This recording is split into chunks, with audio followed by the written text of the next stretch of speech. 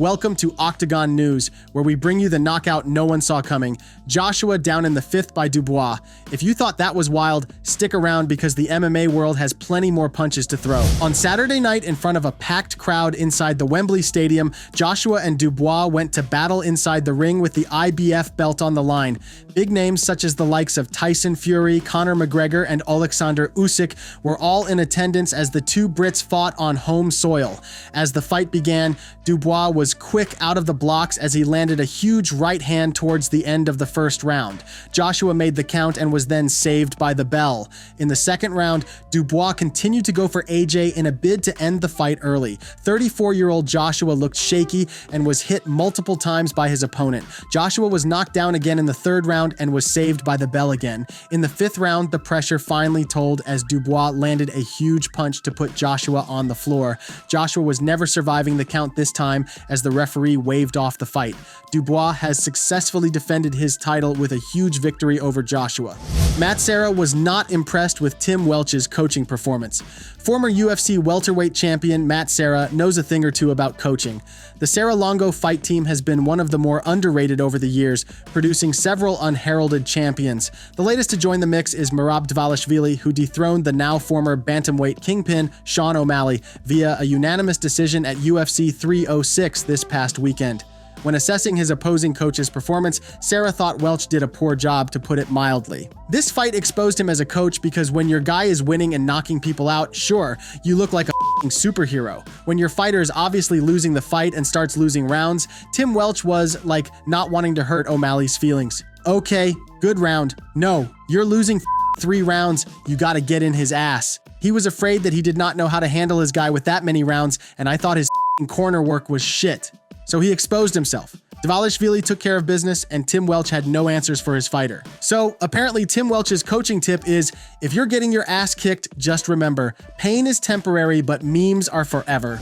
Michael Chandler wasted more than 2 years of his competitive prime waiting for a Conor McGregor fight that never materialized, primarily because Conor is so easily derailed. Maybe Chandler should accept that chasing Conor is as effective as Ben Askren's striking, practically non-existent. At least he's now fighting Charles Oliveira, trading an empty weight for a likely tap out. During his extended timeout, Chandler was mercilessly mocked by his fellow fighters who claimed he was delusional for thinking McGregor was going to compete. But Chandler argues every single one of those critics would have done likewise in the hopes of scoring a life-changing payday. It's really funny.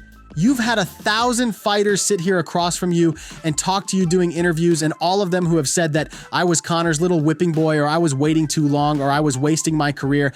Every single one of them would have held on to this Conor fight, even if they say publicly that they wouldn't.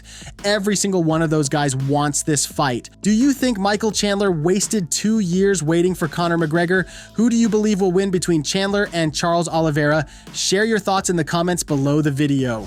Khalil Rountree is set to headline UFC 307 on October 5th against Alex Pereira for the light heavyweight title. It's an intriguing matchup, and many expect it to be a striking matchup.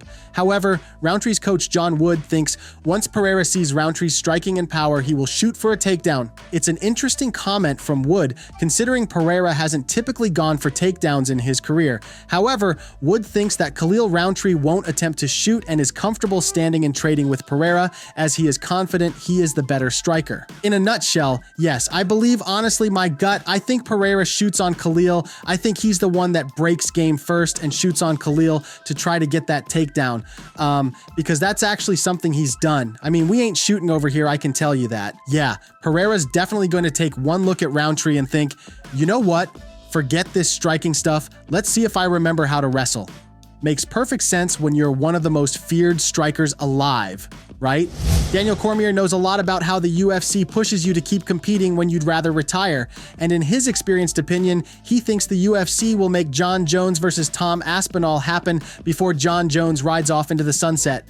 Jones made it clear over UFC 306 weekend that his November fight against Stipe Miocic would most likely be his last fight. That gels with everything we've been hearing from the GOAT over the past few years, which is why so many people are upset that his last fight will be against Miocic instead of interim champ Tom Aspinall.